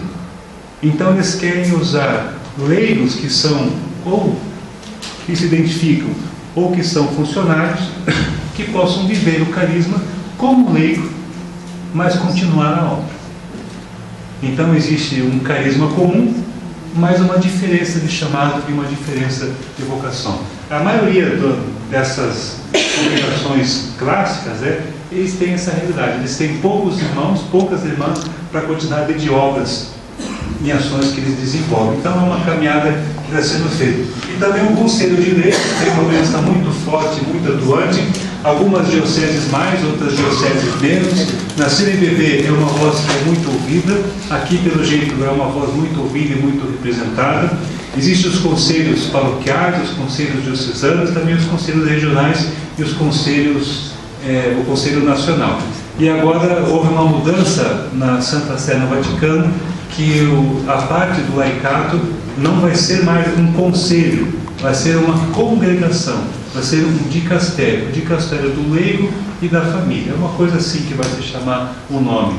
E pelo que eu ouvi falar pela boca de Dom Orani, se pede que a maioria dos funcionários desses dicastérios sejam leigos, para que possa... É o que já acontece no dicastério de Justiça e Paz, que o cardeal responsável é o cardeal Turkson, de Nova Guiné, que esteve no Brasil ano passado. Então quase todos que trabalham lá são leigos. Então é uma visão que se coloca assim, então, ou seja, sobe o patamar, sobe o nível de discussão a partir desse momento. E aí a questão do Papa Francisco, que acho que é um revigorar novo para nós enquanto igreja, é um clamor novo, é uma intenção nova. eu acho que no povo de Deus, na igreja povo, na igreja de centro, na igreja militante, peregrina, é onde o Francisco mais encontra o seu eco, mais encontra a sua força, é onde ele mais se sente à vontade para ser aquilo que ele é, Francisco. Você percebe quando ele está com os bispos e cardeais, o discurso que ele faz. E também percebe nesse momento certo incômodo que ele sofre. Aí você percebe quando ele está no meio do povo, aí ele se torna Francisco. Aí ele fala livremente, ele fala com o coração aberto. Renato, você que vai dizendo o tempo, eu só queria colocar na sequência esse horizonte do Cristo, e aí algumas motivações pessoais que nos levariam hoje o porquê falar do tema do leigo e o porquê falar do leigo como sujeito eclesial. Brevemente eu passo delas para vocês. Primeira motivação. 50 anos passados no Vaticano II. 50 anos. Muitos aqui, e eu inclusive, temos menos do que isso de idade. E ainda assim, os leigos não sabem aquilo que o próprio concílio falou sobre eles. A Igreja Católica, da qual nós amamos e fazemos parte, ela tem uma habilidade tão grande de fazer documentos e uma outra maior de não usar e não aplicar os documentos que ela faz. 50 anos do concílio. Uma igreja é o povo de Deus. O batismo é o sacramento fundante, o sacramento mais importante. Mas não é o que acontece na prática. O leigo tem uma voz profética, tem uma voz ativa. É claro que existem dioceses, comunidades, leigos e leigos. Mas grande parte do nosso laicato, não só no Brasil, mas na América Latina e no mundo todo, não sabe a riqueza que a própria igreja pensa e já disse sobre eles. E aqui no concílio, aí eu posso colocar o documento do Papa João Paulo, o Cristo Fidelizade, que é belíssimo, que fala o leigo como cristão leigo, Cristo Fidelio, cristão leigo, até para fugir desse termo negativo da palavra leigo. Então, 50 anos ainda estamos patinando nessa intenção. A segunda motivação, o Vaticano não surgiu do nada. Existiram outros movimentos que levaram ao Vaticano II. Outras questões que reclamaram a ação do laicato. E a pergunta que se fazia, existe o que falar do leigo? O leigo não é o povo que vai ser conquistado? Como ainda rezamos em algumas orações nas nossas celebrações, rezamos pelo Papa, pelo Bispo, pelo Padre, pelo Diácono e pelo povo que conquistamos. Não, cadê o leigo? Como sujeito de igreja. Rezamos pelas vocações, mas não pela vocação do leigo. E poucos leigos entendem que a sua vida cristã é uma vida vocacionada. Há um chamado para ser leigo. Há um chamado para a missão que se coloca ali. Terceira, a totalidade da missão, que vai muito com o tema do seminário, que é da corresponsabilidade. Não existe a missão do leigo e não existe a missão do padre. Existe uma missão que é da igreja. Nessa missão, o leigo tem um papel específico. O ordenado tem um papel específico. O bispo tem um papel específico. O religioso tem um papel específico. Mas existe uma missão que é una. E a missão é o anúncio do reino. O anúncio da boa nova, o anúncio do evangelho que está aí. Terceira, a proposta do Vaticano II, de uma igreja que é povo de Deus, que é guiada pela dimensão do Espírito. Uma igreja que passa a dialogar com o mundo. Antes do concílio, tudo aquilo que era do mundo era ruim. O mundo era o espaço do mal. A igreja é o espaço do bem. O Vaticano II muda. A igreja vai dialogar com o mundo. Duas palavras-chave existem no concílio. A palavra adjornamento, ou seja, a igreja deve se colocar para frente, se rejuvenescer, se atualizar, se reformar. E a palavra diálogo. Nós não estamos enfrentando os outros, nós passamos a dialogar com os outros. Existem muitas coisas que podemos falar e ensinar, mas outras tantas que devemos aprender. E como que nós perdemos essa capacidade de dialogar? Em muitas ocasiões, em muitas esferas. Devemos resgatar, e é uma motivação para nós leigos. Novas urgências humanas, políticas, isso é muito grave, religiosas, sociais, reclamam hoje uma participação mais efetiva dos leigos em todos os âmbitos da missão. As demandas que surgiram no concílio não são as mesmas de hoje. E as demandas de Aparecida não são as mesmas de hoje. Vai fazer 10 anos Aparecida o ano que vem. 10 anos. E muito do que ele se colocou não foi aplicado. O leigo, o sujeito eclesial, depois de 10 anos, que entra numa falta de um documento.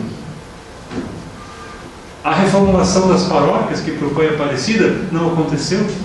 O modelo de paróquias que nós ainda vivemos hoje é o modelo medieval, onde o Império Romano era dividido por províncias. Cada província tinha um rei feudal, cada província tinha o seu dono, tinha o seu bispo, territorialmente.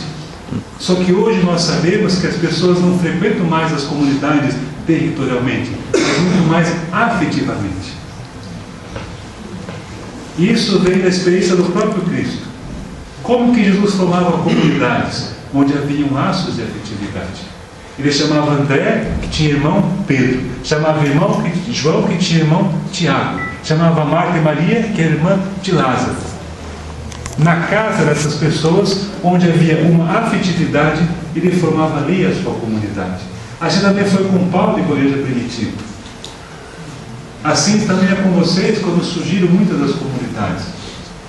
Nós perdemos isso. Ou não chegamos a essa proposta que a Aparecida colocou para nós.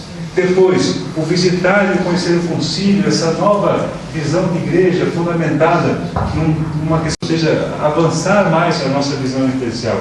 Depois, o contexto com o Papa Francisco, e que pontificado, eu diria. O Papa está nas rodas das conversas.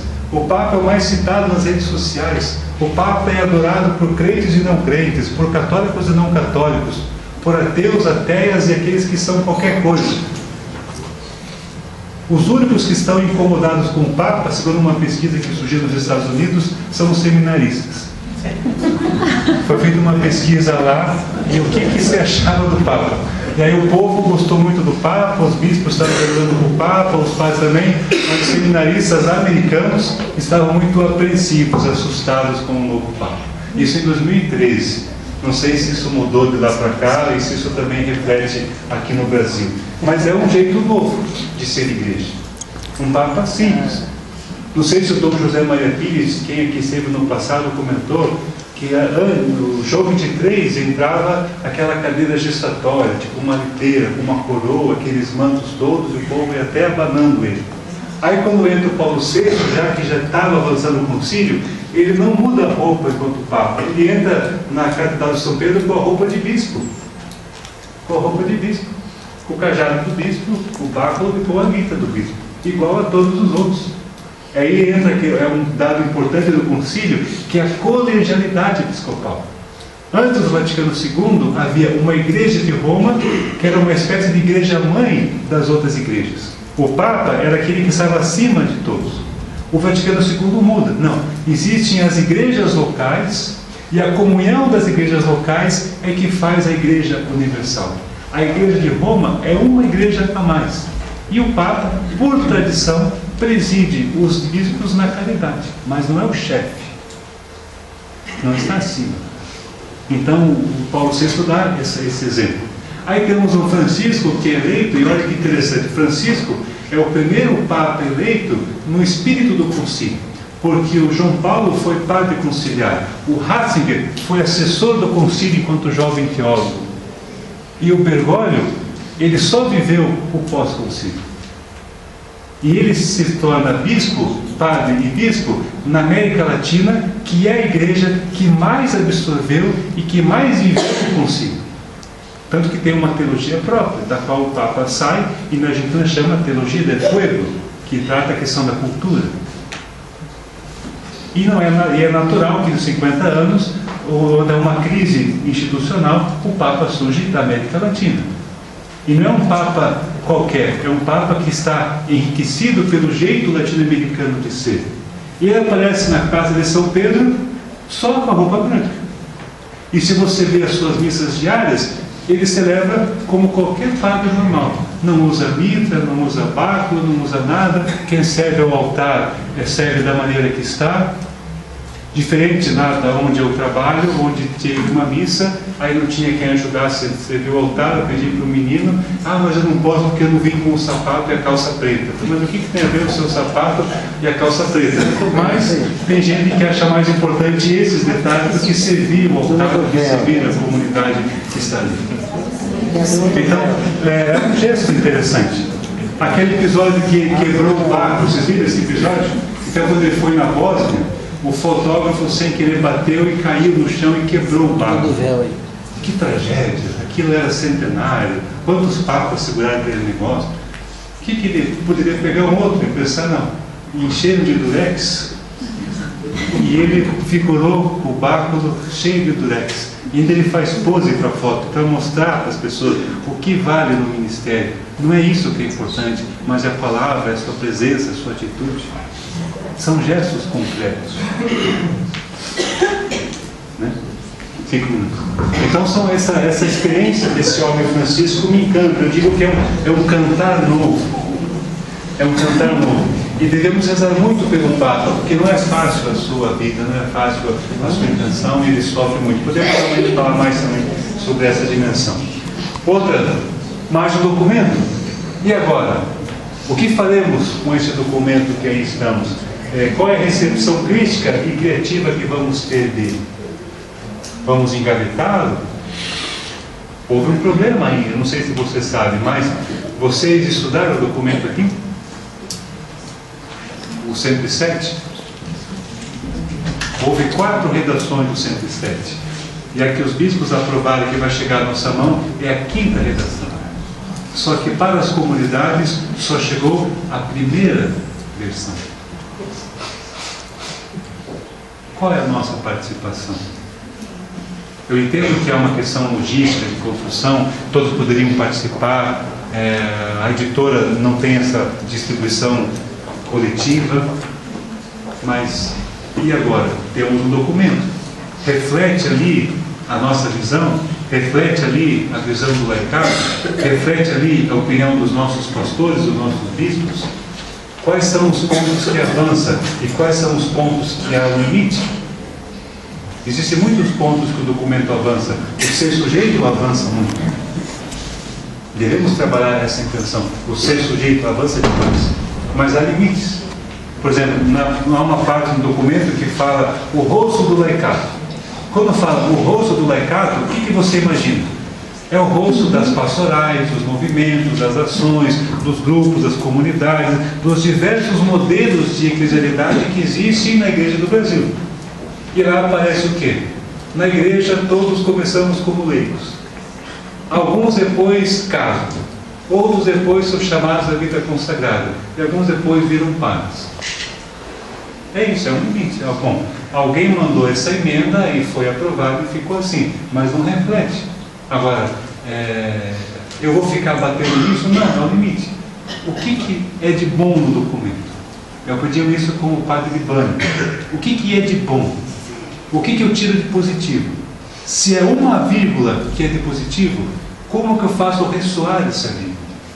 Se a palavra sujeito foi brigada, debatida, e os bispos não queriam que ela entrasse, mas ela entrou, e muitos bispos aprovaram, e é uma verdade porque já estava em Aparecida, como que eu entendo agora a minha visão cristã, a minha visão eclesial como sujeito? Como que eu construo uma cidadania? Como que eu sou sujeito no mundo?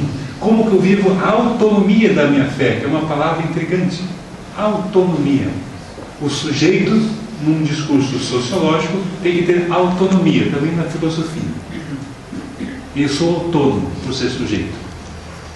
Então, enquanto cristão batizado, eu também tenho autonomia? Sim. A vocação batismal é sua.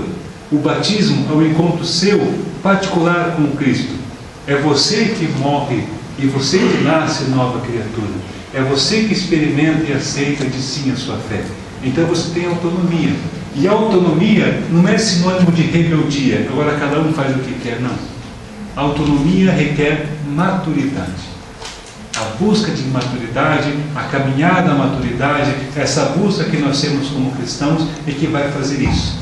E aí vai aparecer uma palavra-chave no documento 105, que é a relacionalidade. Como que eu exerço a minha vocação, o meu ser sujeito na relacionalidade, com as outras vocações, com os outros que são leigos, com aqueles que também não são cristãos. Sou um encarregado do Padre Francisco, acho que muitos de nós, se não a maioria que aqui está, eu acho que trouxe um vento novo à igreja e nós só temos um Francisco, é bom que isso seja dito, que nós tivemos um vento que, por amor à igreja, anunciou.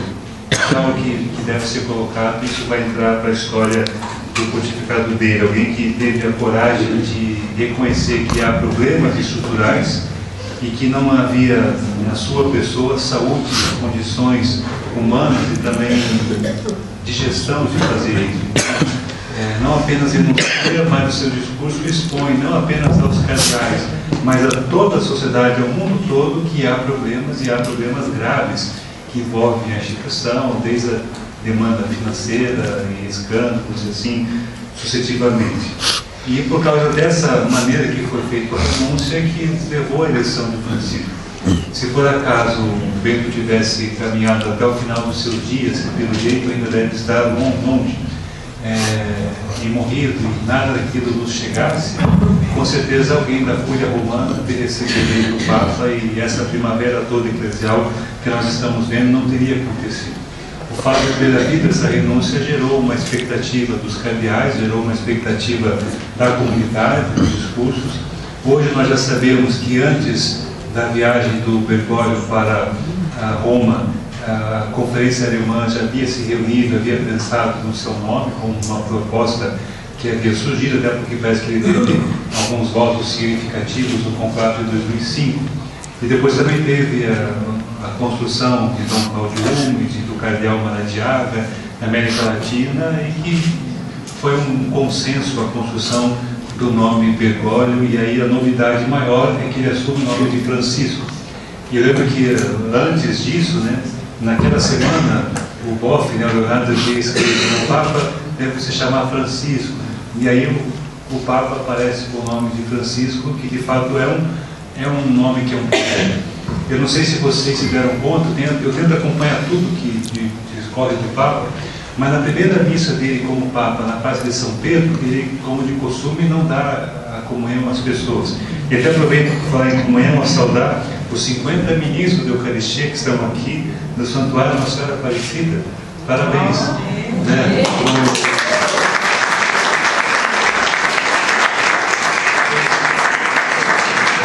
Eles tinham formação dos ministros e transferiram a formação para cá. Então, acho que é uma caminhada importante e é um exercício bom. Sejam bem acolhidos e também os outros ministros que estão aqui, das outras comunidades. E ele sentou enquanto os outros davam a Eucaristia. Em frente a onde ele estava, alguém levantou uma faixa. E essa faixa, a empresa tirou a foto. Se vocês conseguem procurar no Google, vocês acham. E ficou bem na frente do Francisco. E dizia assim: Francesco e para da minha chiesa. Essa frase, quem sabe a história, foi a frase que Francisco de Assis sente, ouve na cruz de São Damião, quando ele vai naquela igrejinha caída aos pedaços, e naquela cruz ele sente o Cristo que fala: Francesco e para da minha chiesa. Parece que o cara reconstrói uma igreja que está em ruínas, e ele achou que tinha que reconstruir aquela de pedra, depois que percebeu que era uma reforma maior. Então acho que isso é algo que vai estar sempre no ouvido, na consciência do Papa, nos limites. Ele também é um jesuíta, e como jesuíta, na sua espiritualidade, usa muito discernimento, então ele sabe que a caminhada é longa, ele sabe que os passos devem ser dados, mas que não são fáceis, e ele sabe que a maior oposição dele não está na base, mas está dentro da estrutura eclesial.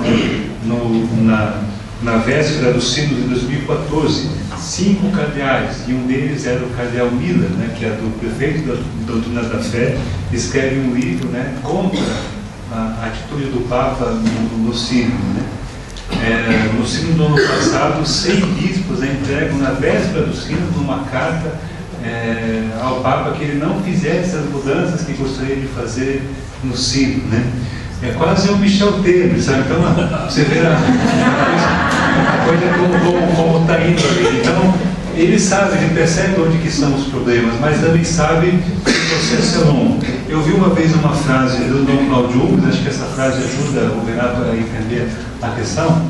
Ele fala assim: a igreja é um transatlântico. Ela sabe que deve virar para lá, mas até que ela vire para lá, tem muita água que deve ser removida debaixo desse transatlântico. Então acho que o Francisco tem um norte do que ele quer fazer. Eu acho que ele já sabe os limites onde ele vai poder chegar. Essa exortação, Amoris Laetitia, ela já expõe muitos desses limites, ou seja, ele não pode mais, ele não consegue fazer, então ele usa a sua autoridade de Papa pedindo que vocês, que as comunidades façam.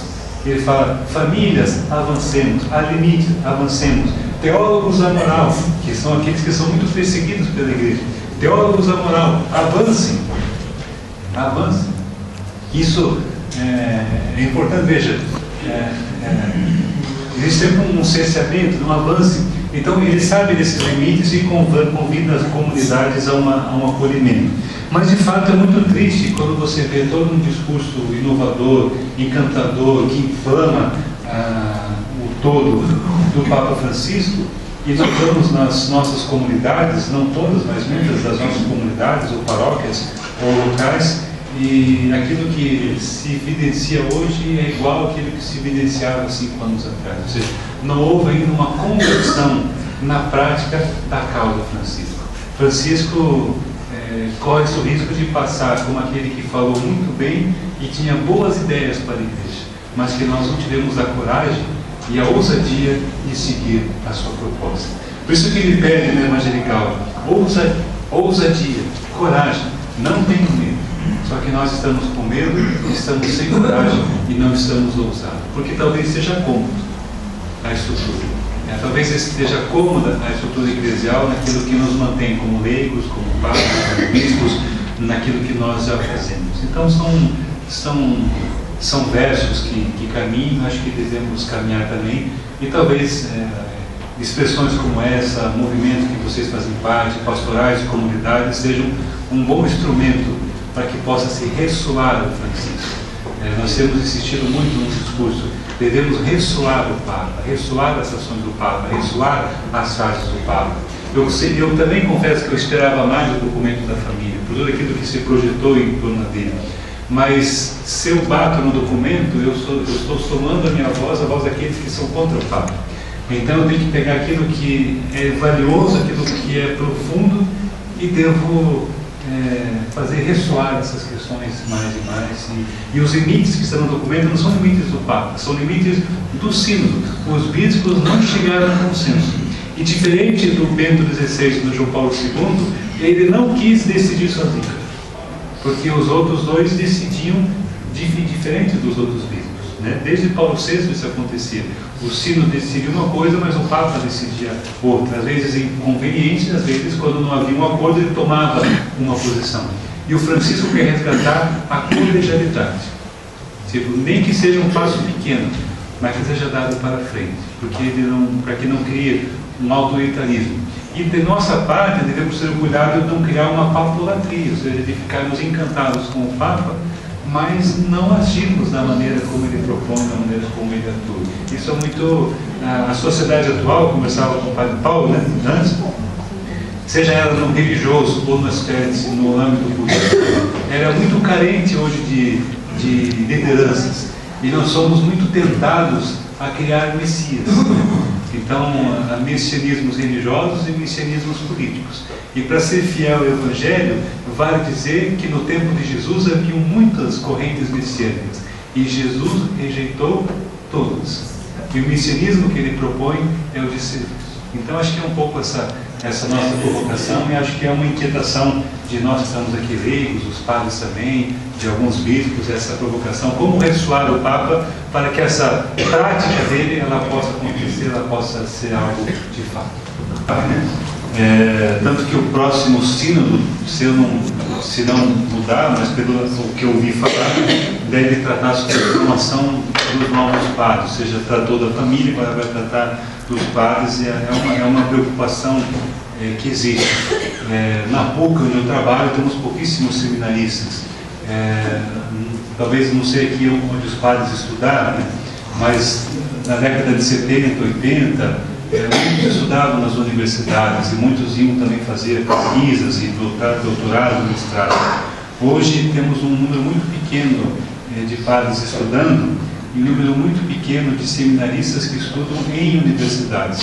E por um pedido do Papa João Paulo II, num documento, se fortaleceram seminários isolados, né, porque havia um risco de que a presença junto a outros, né, poderia atrapalhar a vocação. Eu não vejo que nenhum educador concordaria com isso, mas existe esse dilema, e que é um pouco histórico.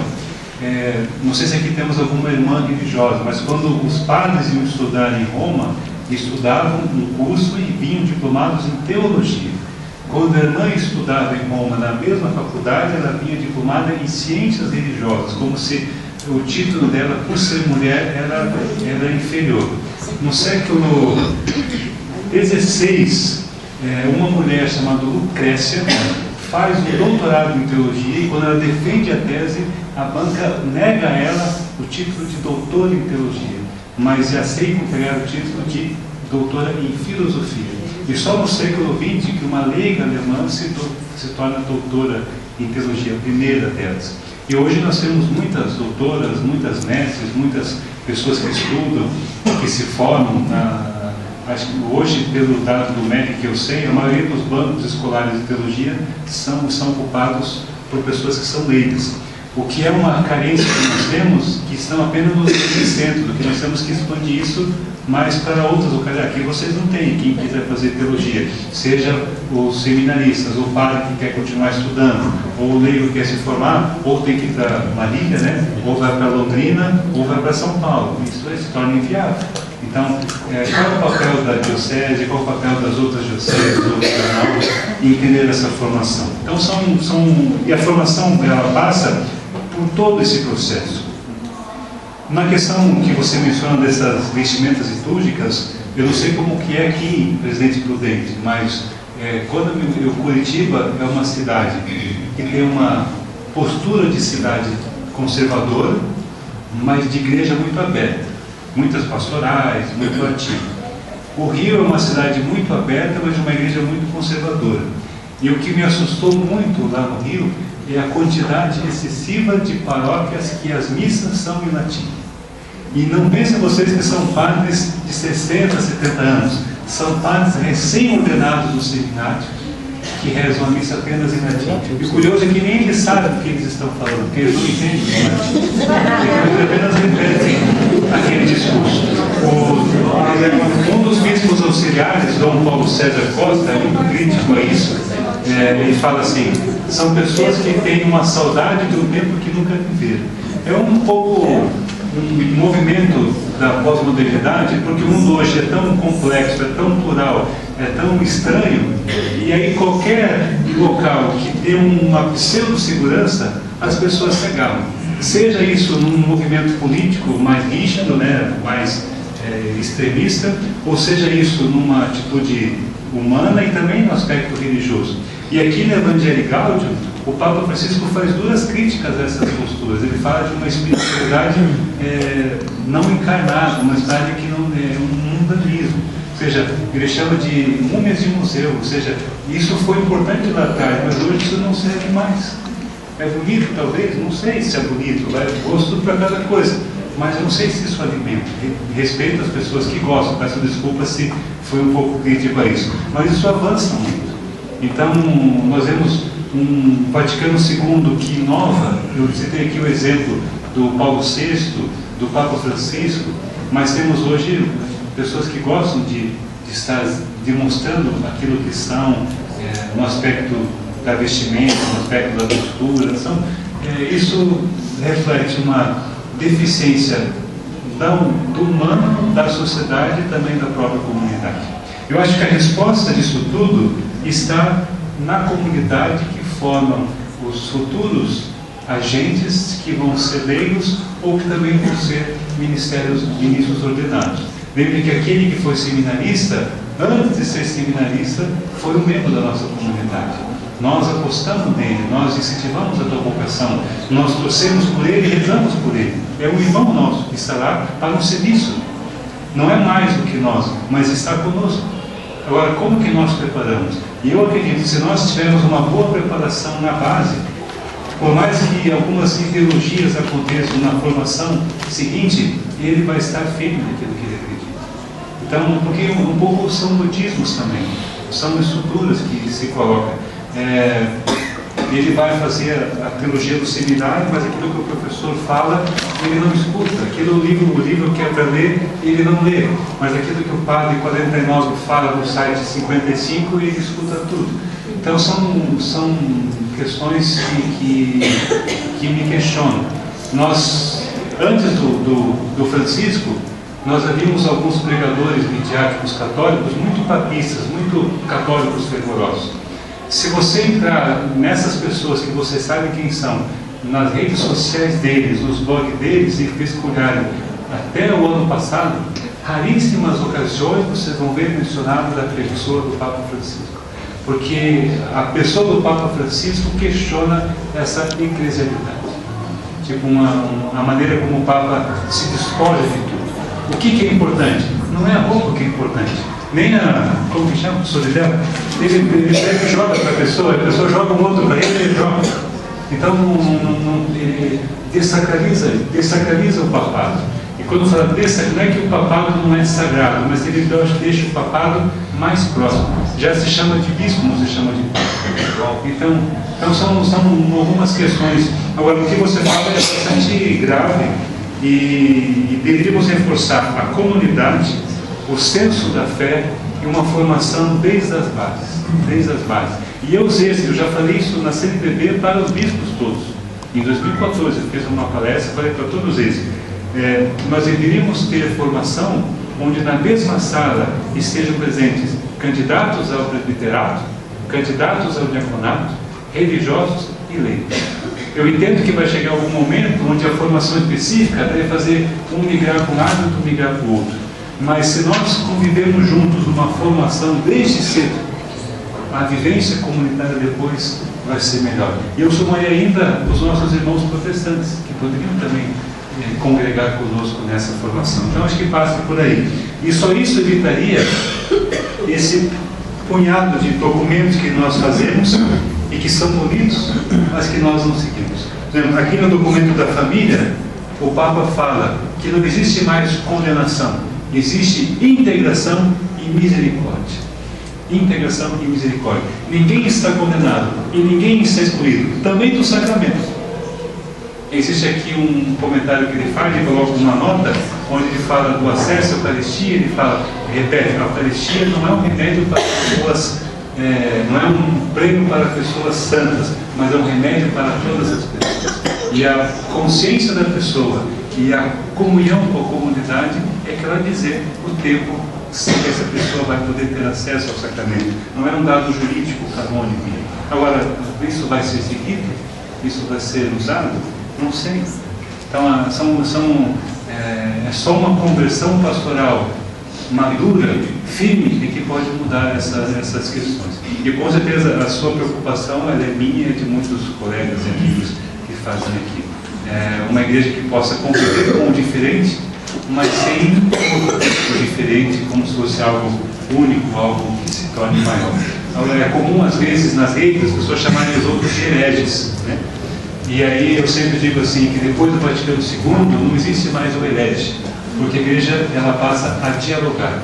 O outro pode pensar diferente do que eu penso, mas ele não é meu inimigo, porque o Papa João XXIII falava assim, a igreja de Cristo não tem inimigo, a igreja se dispõe a dialogar. Então acho que são várias a sua preocupação. Agora é um exercício comunitário, que deve começar por nós mesmos. Obrigado. Que vai desde a questão da ordenação das mulheres ao sacerdócio, ou seja, para poderem consagrar a Eucaristia, como existe nas outras igrejas cristãs, onde elas podem exercer essa função de presidir a Eucaristia. Na nossa igreja, não. O argumento que se usava é porque uma matriz teológica que está construída, a nossa visão de igreja, parte do Cristo como noivo e a igreja como noiva. Então, o sacerdote deve ser o homem que representa o noivo. Então essa é uma matriz teológica, mas outros teólogos entendem que pode-se usar outra matriz para poder justificar. No meu livro Leigos e Leigas, eu falo um pouco sobre a questão dessa ordenação. O que entra agora em pauta sobre o diaconato feminino é algo diferente. Você está criando, não está criando, o Papa pediu que começassem a se estudar isso. Então isso vai entrar em discussão, então vai se criar uma comissão que vai estudar, vai fazer consultas, algo nessa linha. Então não seria algo como que o padre faz hoje, ou como que o diácono permanente faz hoje, mas alguma função específica que muitas mulheres já exercem na sociedade, na igreja, que teriam agora uma condição de mais ministerial, ou seja, ela vai ser ordenada, não que ela vai ter que usar agora um paramento, uma roupa, não.